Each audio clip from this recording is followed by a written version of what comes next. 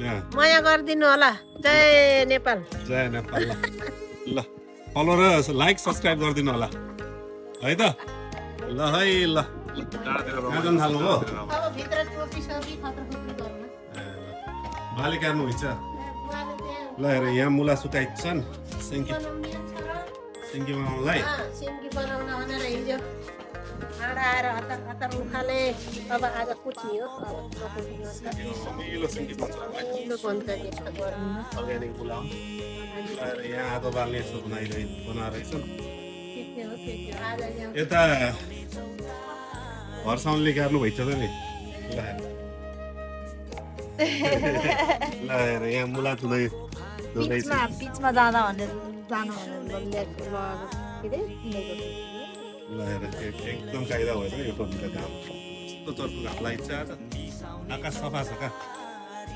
ल यता भर्साउनेले चाहिँ डल्ले मुला धुँदै हुनुहुँदो रहेछ।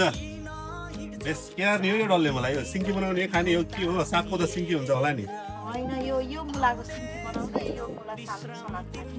ल हेर अब अर्को राम्रो त्यहाँ फेरि भर्साउनेले यहाँ मल बनाउनु भइन्छ। यस्तो अर्ग्यानिक मल बनाउनु भइन्छ। यहाँ रमाइलो छ है। डाँडातिर रमाइलो छ। डाँडातिर बेसरी रमाइलो छ। ल यता फेरि यहाँ ल बडाबा हलदार साहबले फेरि यहाँ किला बनाउनुतिर लाउनु भएछ। यहाँ नेपालीको छोरो छोरी भएर केही जान्दैन यहाँ। ल नेपालीको छोरो बाच्छा केही जान्दैन भन्नुहुन्छ। यहाँ किला बनाउनु भएछ। फेरि बाह्र मेरो यतापट्टि काम बाँकी छ। अब यहाँ फेरि मैले यहाँ फेरि यस्तो बनाइदिनु थालेछु क्या मैले। यो बारमा एक्सटेन्डेड ऊ हालेर टिम्बरको एक्सटेन्डेड फेन्स चाहिँ मट्टी युजको लागि खाक्रा पनि गराउने केसको खाक्रा चढिरहेको छ। यो लागि खाक्रा पनि दिने प्लस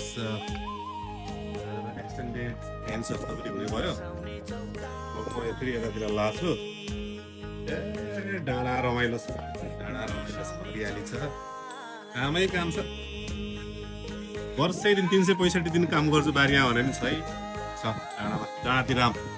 डाँडातिर डाँडा रमाइलो छ। आज घाम लाग्छ हावा लाग्छ। गाडी साडी हिँडिन्छन्। रमाइलो छ डाँडातिर। ए साथीभाइहरू डाँडातिर के छ बा? रमाइलो छ डाँडातिर।